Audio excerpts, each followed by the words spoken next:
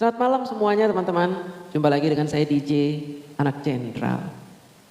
Tadi ada yang bertanya kepada saya, bertanya sekaligus meminta pada saya untuk menghilangkan nama Anak Jenderal, suruh dihilangkan saya.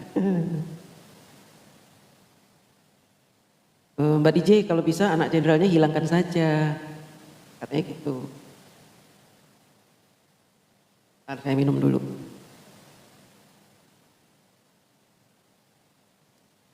Jadi begini ya, saya harus jelaskan ini ya, harus jelaskan supaya tidak ada kesimpang siuran gitu.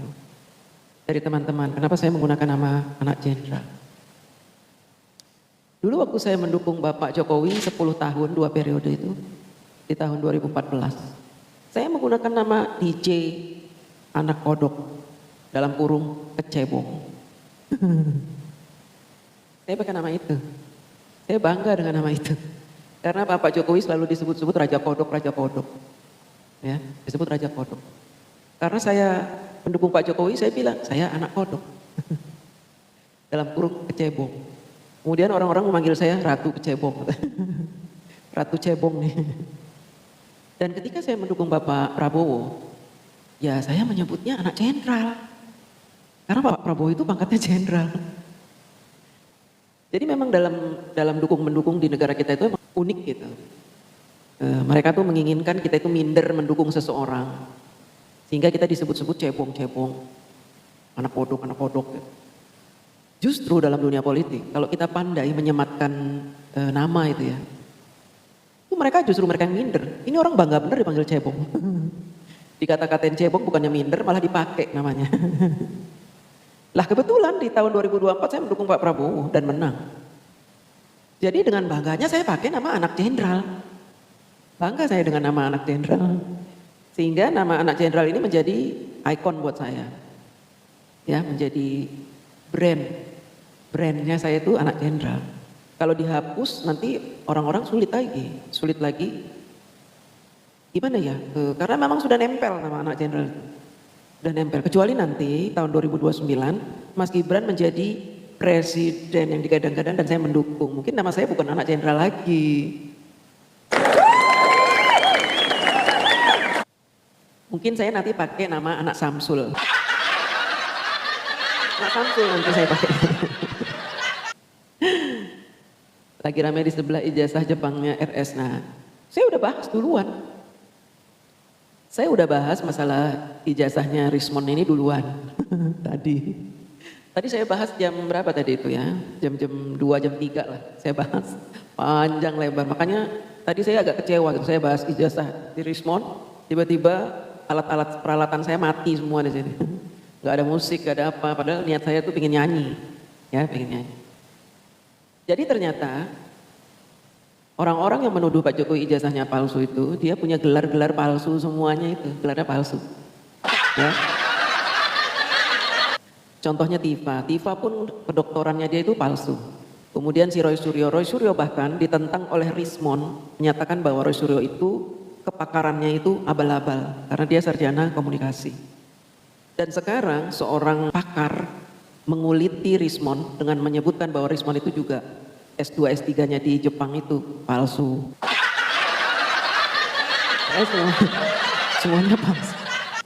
Ada lagi pengacara mereka ketika mengajukan tuntutan kepada Pak Jokowi mundur karena ketahuan ijazahnya palsu. Kacau lah mereka ini ya. Mereka ini menuntut ijazah, keaslian ijazah, tapi mereka sendiri semuanya palsu. Gimana itu? Karena mereka ini palsu, jadi kita harus nyanyiin lagu ya.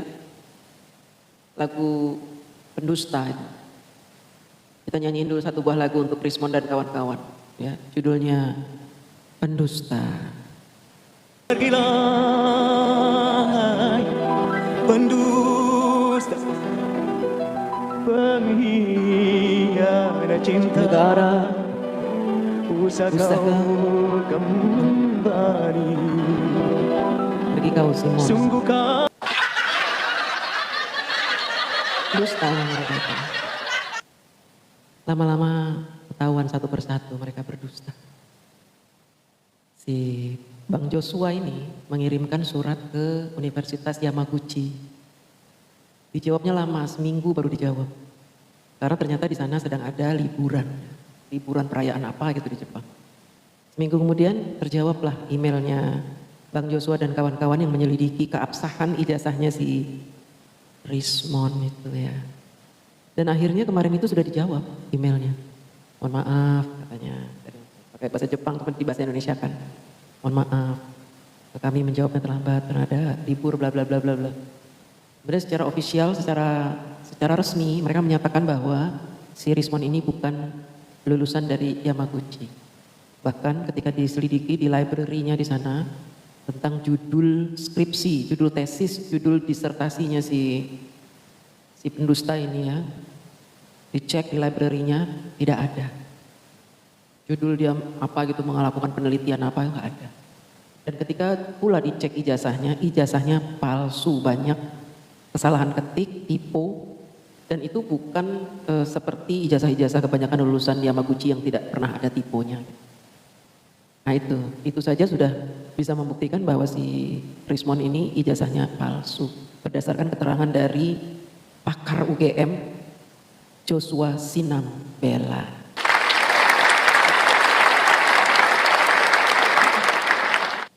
Salam sehat sejahtera buat teman-teman. Waalaikumsalam warahmatullahi wabarakatuh. Sehat selalu juga buat teman-teman ya. Ibu love you too. Jai. Seperti itu jadi ya. Memang kalau kita perhatikan mereka ini yang teriak-teriak palsu, teriak-teriak ini, teriak-teriak itu. Sebenarnya mereka itu yang palsu ya. Mereka sedang menguliti diri mereka sendiri. Saya nggak habis pikir, orang-orang yang punya sisi-sisi negatif ini berani menguliti orang. Orang baik dikuliti, difitnah, dihina, dibully. Apakah mereka tidak takut kalau mereka juga dikuliti orang? Padahal mereka jelas-jelas memalsukan dokumen pribadi, ijazahnya. Nah masalahnya begini teman-teman. Masalah ijazah palsu ini sebenarnya tidak harus ramai di Indonesia. Tidak perlu menjadi masalah yang membuat kita pusing. Bahkan ada yang pro, ada yang kontra. Sebenarnya nggak perlu begitu. Kenapa jadi begitu ramai? Orang-orang kan menyalahkan Pak Jokowi. Sebenarnya harusnya nggak ramai kalau Pak Jokowi mau nunjukin gitu. Nggak begitu teman-teman. Seharusnya tidak ramai kalau mereka mingkem, diam. Karena mereka tidak punya kewenangan apapun meneriakkan ijazah Pak Jokowi. Yang punya kewenangan adalah KPU, UGM, DPR. Yang punya kewenangan lembaga-lembaga. Itu punya kewenangan. Kalau TPUA, kewenangan apa dia? Dia emang lembaga di mana Pak Jokowi kerja di situ. Sehingga dia keberatan dengan ijazah Pak Jokowi. Karena lembaganya dirugikan oleh ijazah palsu Pak Jokowi. Oh enggak, kami ini kan rakyat.